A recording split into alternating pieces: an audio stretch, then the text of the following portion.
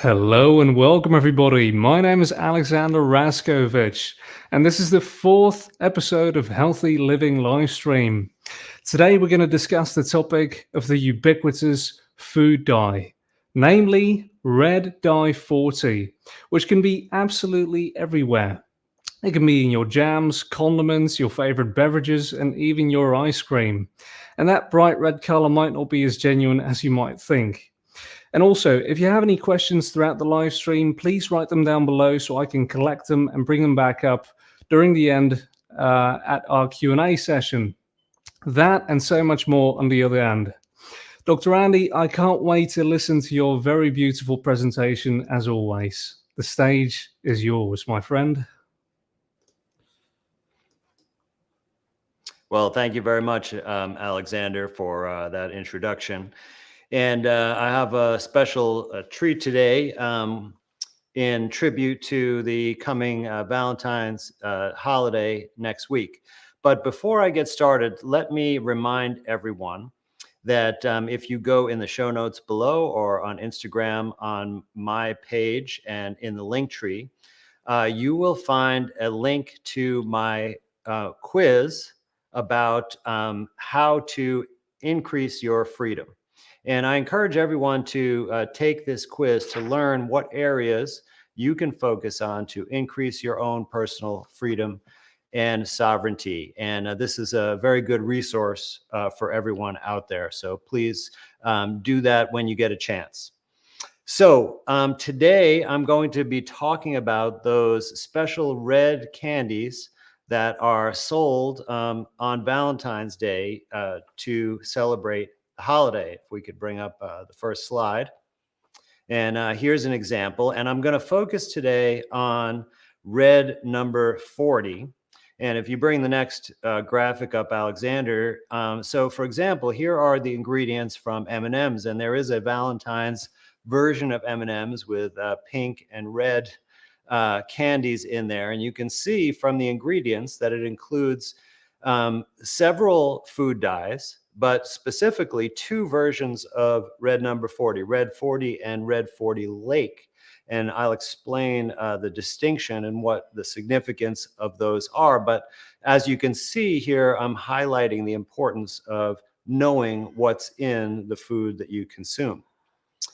So let's talk first a little bit about the history of how dyes came into existence and how they began to be used for different purposes. And really what we're talking about here is the chemical industry, which has been around for approximately 150 years. And prior to the chemical industry, there were various dyes from natural products, like from plants. And now we see in some places, especially in Europe, a resurgence of some of these used in foods, like, for example, using beet juice as a red coloring agent. But these natural dyes were, one, expensive, and also they tended not to have as bright colors as you might see in real plants and fruits in nature. So the chemical industry, they realized they could synthesize chemicals that had a variety of bright colors and began to use this as dyes for textiles, for example, and for home decor and furnishing. So I'll draw your attention to one famous of these dyes known as Paris green, which was in fashion around the turn of the 20th century, and it was used in things like wallpaper and many, many applications. But it turned out that it was very toxic. It contained arsenic. And in fact, this is even related to the lead arsenate story that we can talk about with respect to polio. But Paris green was eventually banned as a dye, but it kind of set the stage that these compounds, although pretty to look at, can be pretty dangerous as well. Now, in the chemical dye industry, there was another application that was much smaller than textiles, which was using the dyes as stains for looking at things under the microscope. And it began to be noticed that some of these dyes selectively seem to stain microorganisms. And this led to the idea of selective toxicity, because I think it was known that many of these synthesized man-made chemicals were in fact toxic, but seeing them only stain the microorganisms when there were, mammalian cells or tissues also in the preparation, gave this idea perhaps it's only selectively toxic to those organisms. And this led to the birth of the modern pharmaceutical industrial complex right before World War II, based on the petroleum and the chemical industry. And there was a campaigns of organized drug development to try and capitalize on the observed properties of these chemical dyes for pharmaceutical purposes. And one of the types of dyes that was made, the many varieties of, is known as azo dyes, and that's because there's an azo chemical functional group. And these azo dyes were developed into what became the sulfonamide antibiotic drugs, like sulfa drugs, and also was later developed into Red 40, the main topic of today's presentation. So many people might think that the industrial chemical industry and the food dye or the pharmaceutical industry are opposite ends of the spectrum, but actually they are really one and the same. So if we look at specifically food dyes, right, and put textile and other types of dyes aside, they've been used for approximately 100 years in the United States, and I'm talking about synthetic chemical food dyes. Now, up until 1960, there was no federal regulation for food dyes, and as a result of that, because consumers were not educated and careful about what they were buying, there was a lot of health problems and toxicity that developed, and many of the dyes that were in common use were taken off the market once the government decided to start regulating it. And I'll give you a partial list of those in a moment. But in 1960, really, is when there was a law or legislation about color additives added to the United States Code, and you can look those up at your leisure. Many of them are referenced on the FDA website, or you can just go onto a law site and under the US Code, something like Cornell's Legal Institute, and just search for food coloring and you'll find the relevant laws.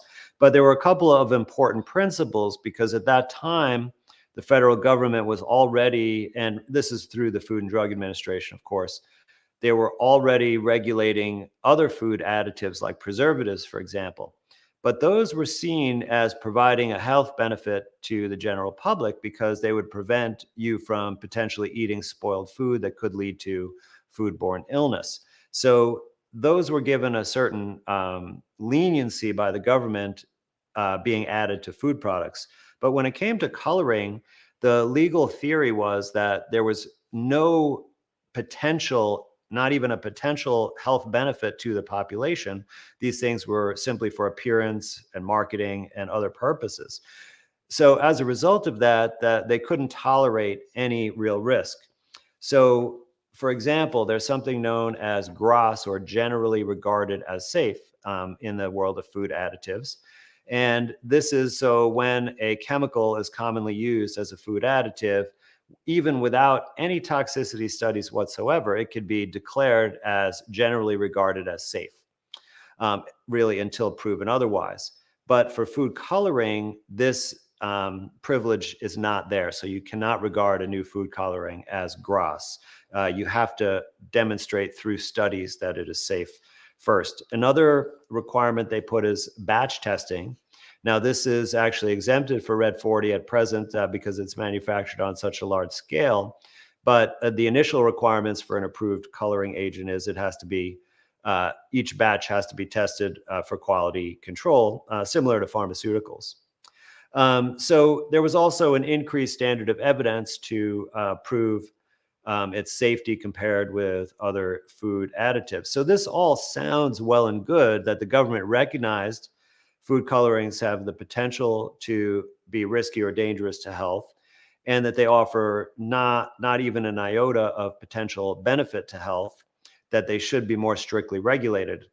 Unfortunately, what actually happened is that there has been very little regulation, because there's plenty of evidence for many of these food colorings that there is harm that occurs, yet they remain to be on the market as so-called safe additives. food additives.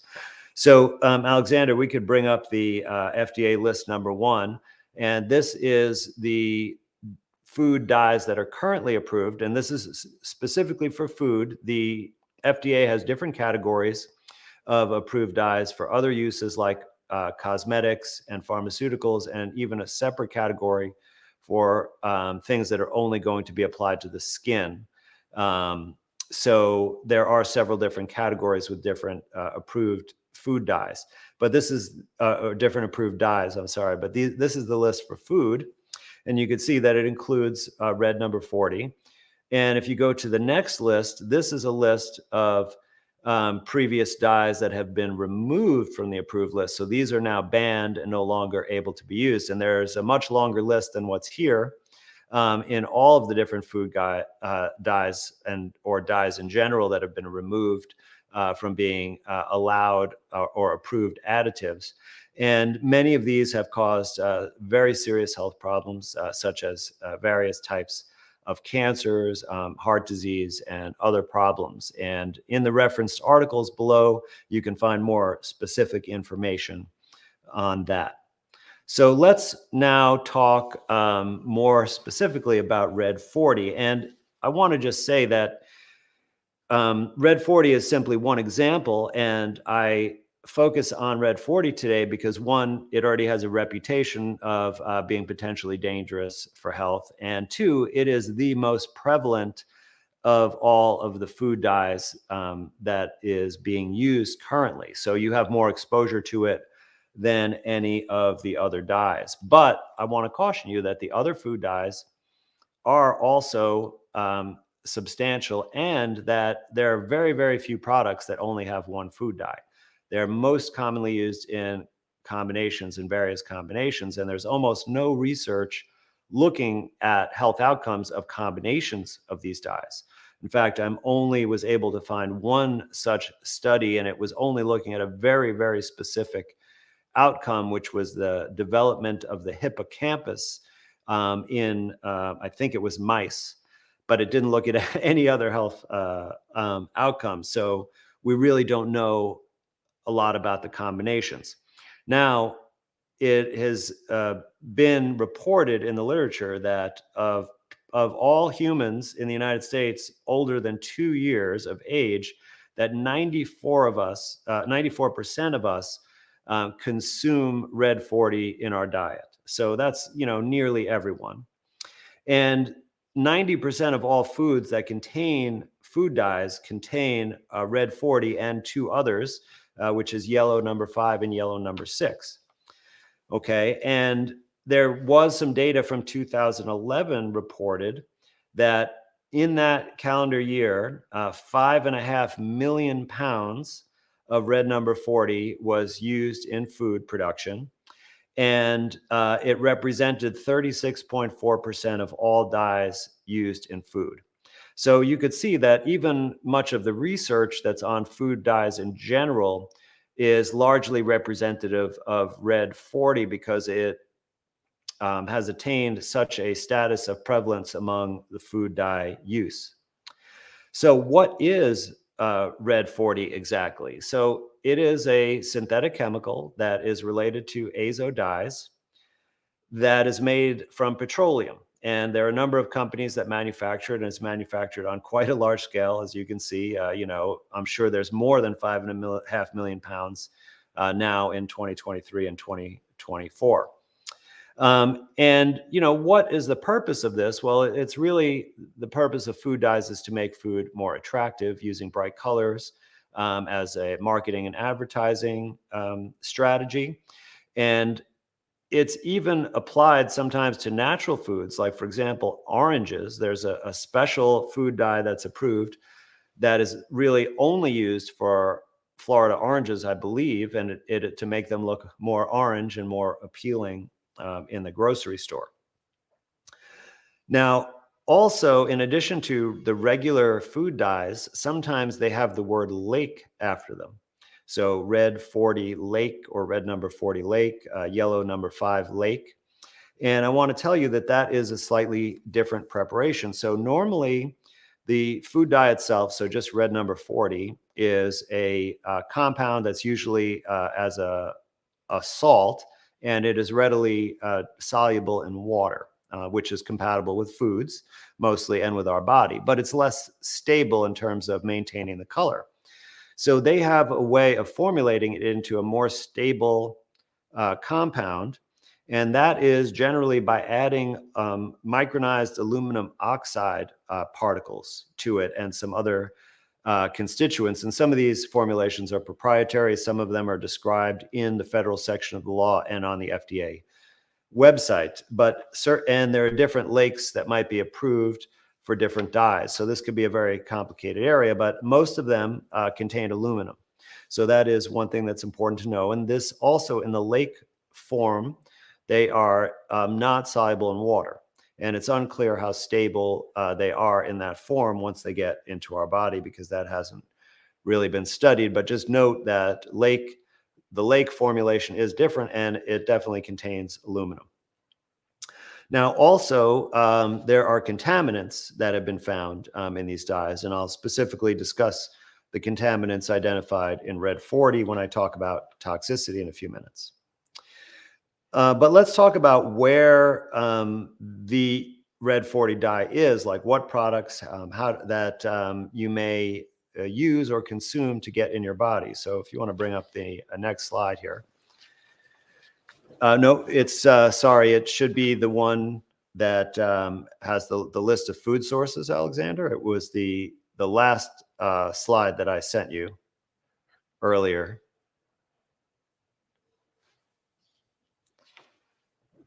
No, that's not it. Let me just bring up the list myself, and I will tell you what's on it. So, okay, there we go. Right. So you can see that it's in quite a number of food products. It's in dairy products. It's in sweets, candies, baked goods, various snacks, breakfast cereals, gelatin, of course, many types of beverages, and may, as I indicated, also be in some natural foods. It can be in meats, for example, especially processed meats, things like hot dogs and salami and deli cured meats. Also in sauces and condiments that you buy that are pre-made or prepared, often have food colorings, especially Red 40. Anything that might be tomato or pepper based may have this added to it. Of course, it's also in cosmetics, hygiene products, and pharmaceuticals, and there are slightly different regulations for those. And in pharmaceuticals, you can look on the package insert, which you can find online if it's not included in the box, to find out, although I don't necessarily recommend taking any pharmaceuticals. So I want to just talk about the metabolism and excretion of Red 40 for a moment before we get into the toxicity. And it's important to note this. There have been a couple of animal studies, and they have shown that a little bit comes out in the kidney, but almost all of it comes out in the stool.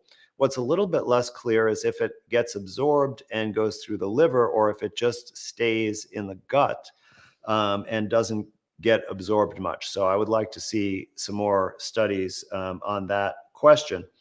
However, what has been shown from another study where it was radioactively labeled, the food dye, to see exactly where it was, found a significant accumulation of the Red 40 and its metabolites in the gut. So in other words, it gets stuck to the walls of the gut and stays there and accumulates there. And that is very significant when I talk about the toxicity. So remember that. It's also the way to detox your body from it. The key to that is in that information. So let's shift and talk a bit about the toxicity of Red 40 as a highlight of the toxic attributes of many dyes. And I want to say that there are some significant challenges to this research, and the quality of the studies I'll be reporting on is not high, but it is enough to tell us that there is a significant danger signal. And so one of the challenges is that epidemiology research, which is not scientific, of course, it's just a way of using statistics and observation, is very, very difficult because, as I said, these dyes are used in combination. And there are many, many other uncontrolled factors that people get exposed to. So how do you tease out, just the effects of this one molecule? There are some animal studies, of course, that have been done as well that are, much more scientific, where there is a controlled study where they expose the animals to this compound at different levels and look at the outcomes. But one of the major limitations to this research, and this is true really with all toxicology research, is that we have a lot of studies on acute toxicity. And ordinarily, and this is true with red number 40 as well, it requires really large amounts to get acutely toxic effects, because this has a lower level of toxicity, right? And if it was acutely toxic, we would know about it, because if we ate one of those red M&Ms, we would feel sick right away from it. But this is much more subtle, and chronic toxicity is really the issue with most of the things we're exposed to. But it simply hasn't been studied sufficiently. Now, there is studies that call chronic toxicity studies of some laboratory animals, but these really they did not go on for a sufficient duration. Even though they encompassed a few generations, the lifespan of those animals is much shorter, and it doesn't really represent the exposure that we might get over 30, 40, or 50 years in our lifetime at the low levels that we do. So these challenges are definitely present and make it difficult to draw firm conclusions. But there is quite a bit of data on red 40. So if we could bring up the first paper now, the one specifically on red 40.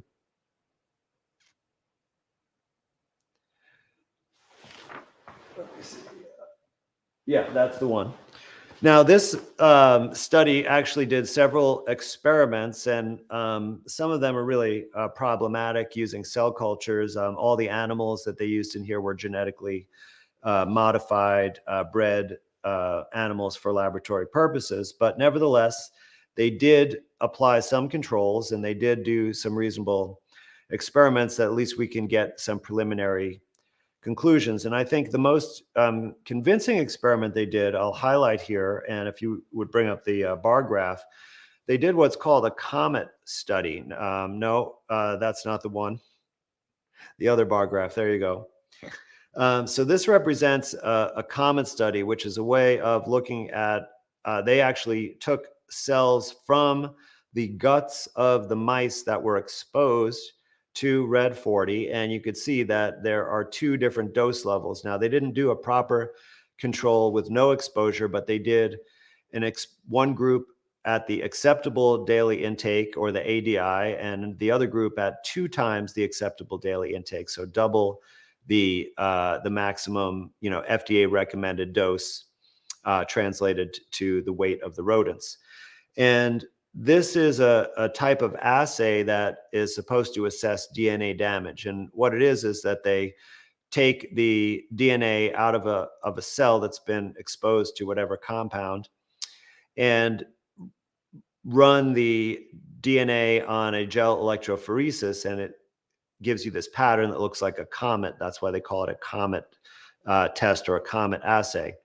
And the tail of the comet supposedly represents broken pieces of either single-stranded or double-stranded DNA that indicates DNA damage. So the length of the tail essentially tells you approximately how much DNA damage. Now, I can't tell you that this is a completely valid assay, but this is the scientific standard to look at things that potentially cause DNA damage. And here you can see that there was an increase in the damage that occurred in the weeks after exposure.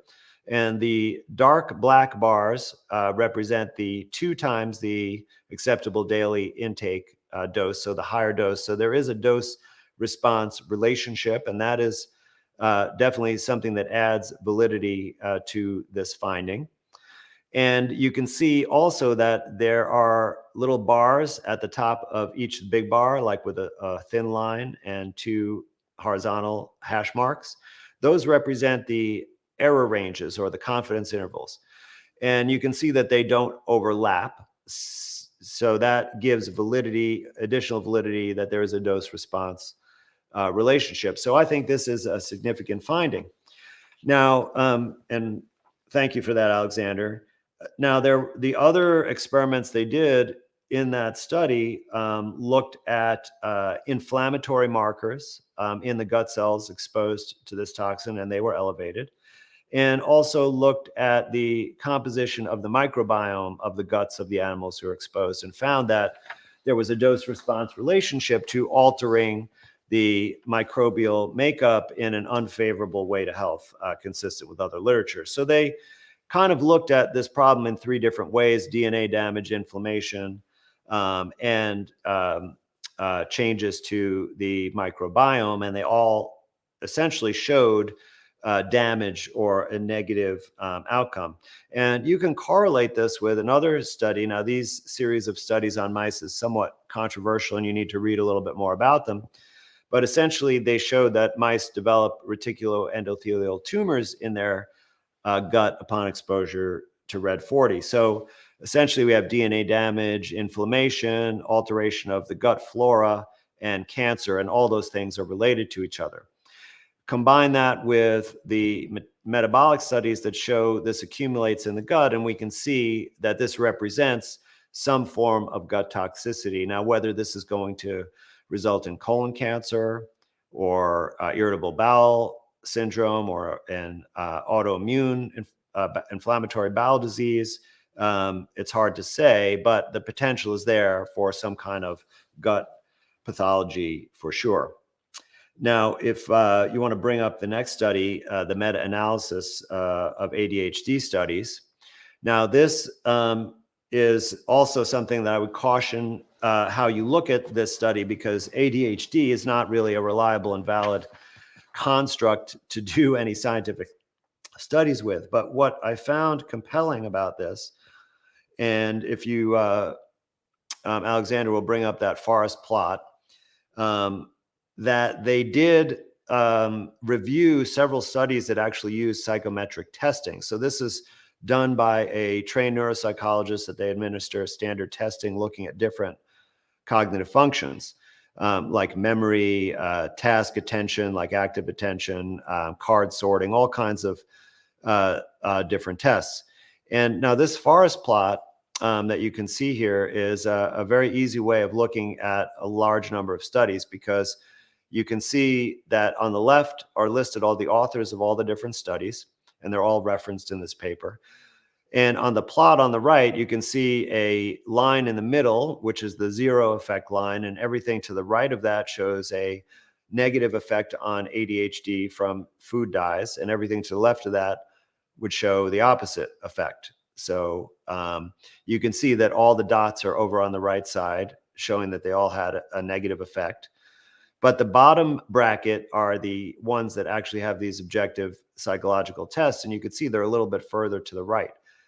And I think this is quite significant, because the children tested who had more exposure to food dyes, and this is a proxy for Red 40 because it didn't separate out the dyes.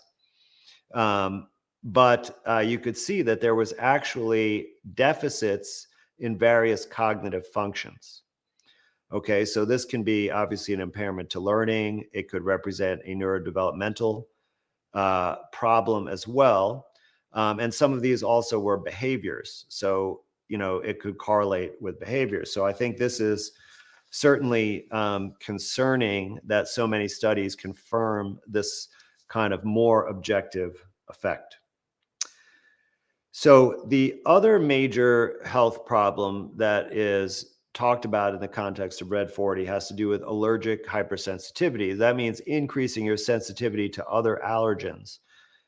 Or in other words, you would have a more severe allergic reaction to the things you're allergic to based upon exposure to Red 40. And this comes out of research done in the late 1970s, 1978 by Mickelson and Larson, if anyone wants to look into that.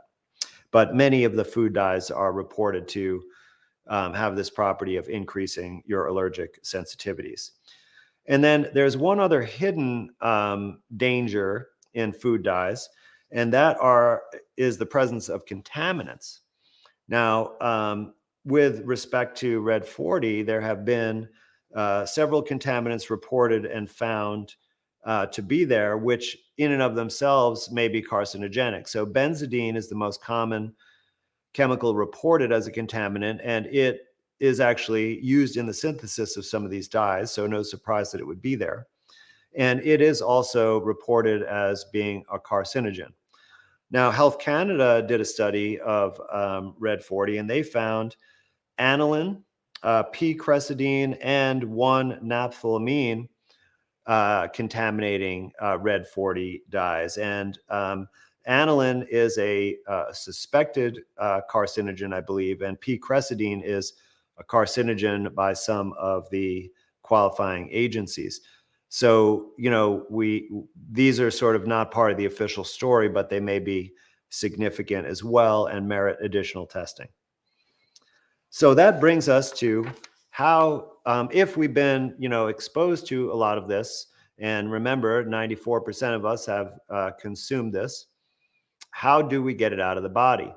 And I think, the most important thing, first of all, is to limit or, eliminate your exposure going forward. So as appealing as those red candies may be next week, perhaps you can stick with some candies that don't have these dyes.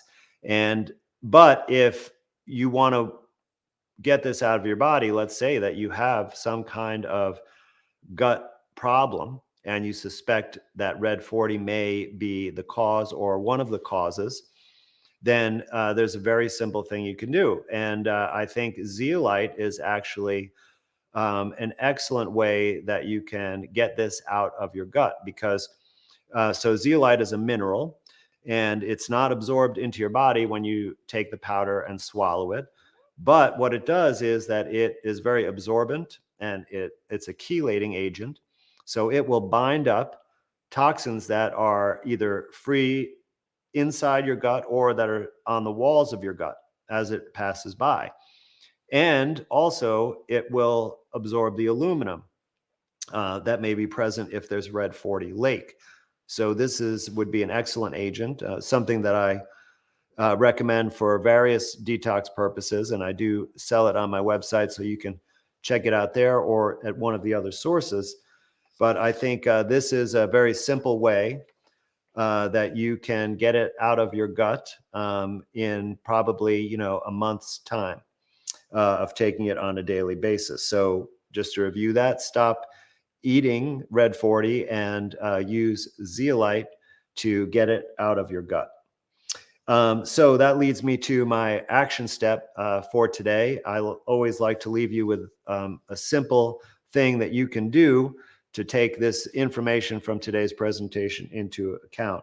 And today, my action step doesn't just apply to Red 40, but it's something that we really should already be doing, but sometimes a little reminder helps. And that is to read the labels on the things that we put in our body. And I want to say not just the food labels, but any cosmetic and hygiene products that are going to come in contact with your skin, mouth, hair, eyes. Read those labels as well, because these things can be absorbed through your skin, and we can get exposure through all types of routes. All right, Alexander, let's see if we have some good questions today.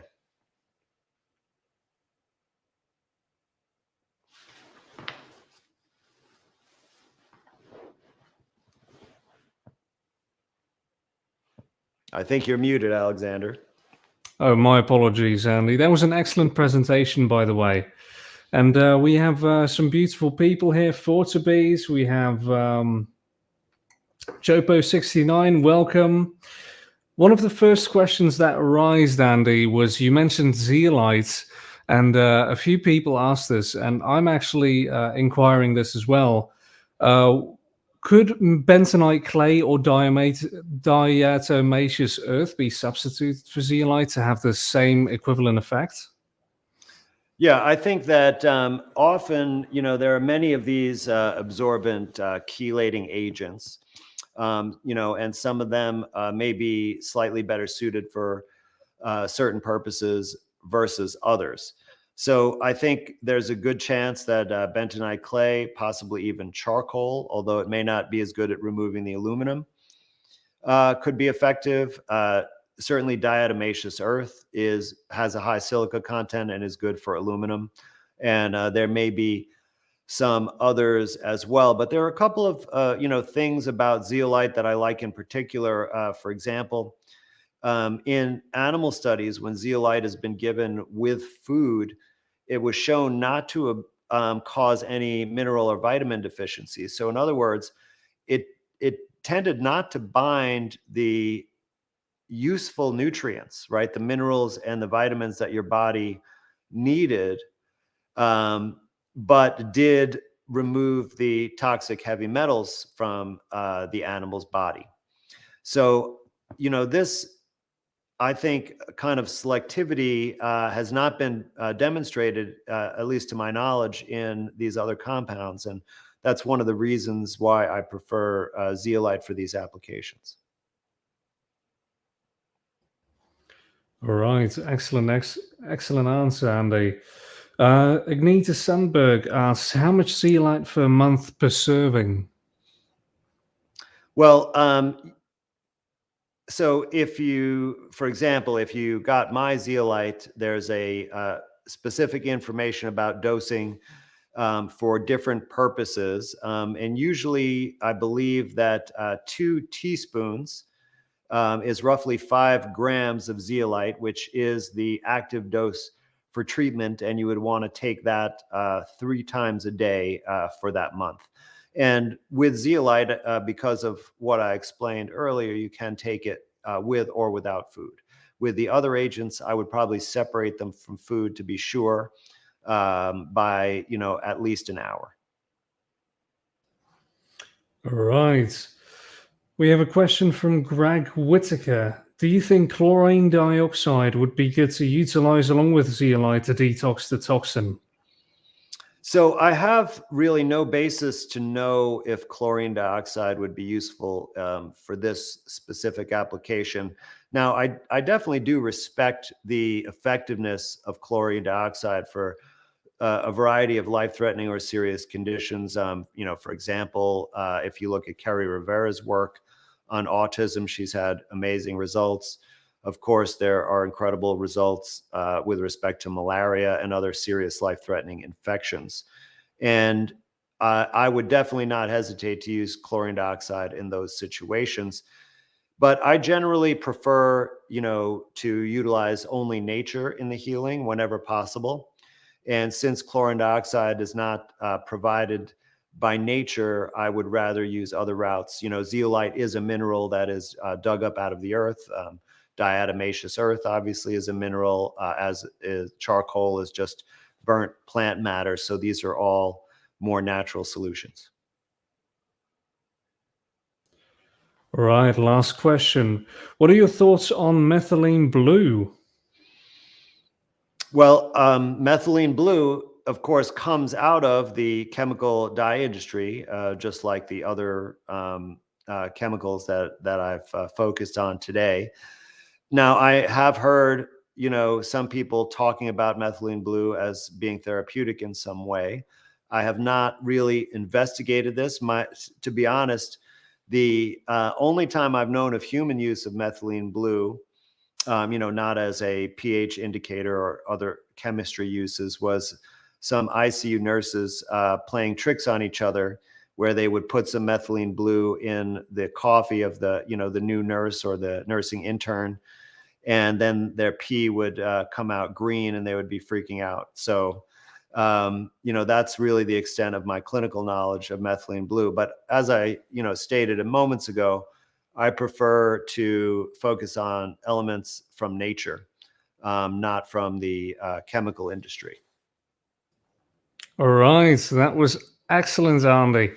Thank you so much for that excellent presentation. Let me remind you guys that next week we will not be doing any live streams because Andy will be traveling to Acapulco in Mexico. So we will be back with another live stream on February 21st at noon Eastern Time. All right, I'm looking forward to the next one, which will be, I believe it will be the correlation between testosterone and cholesterol, and I can't wait to listen to that one. Any Yes. closing remarks, Andy? Well, I'm very Excuse me. excited about that too, and because especially it's going to be, of course, relevant to men's health. But I think that if there's a man in your life, you're going to want to hear this. And of course, testosterone is relevant to women as well. In fact, recently I spoke with a client who was prescribed supplemental testosterone. So I think after that next presentation, you'll understand why that's not something that you need, that your body can fix this problem with the right information. So I look forward to seeing everyone then, and have a great Valentine's Day, hopefully free of red candy. Absolutely. Have a great time, everybody. Cheers.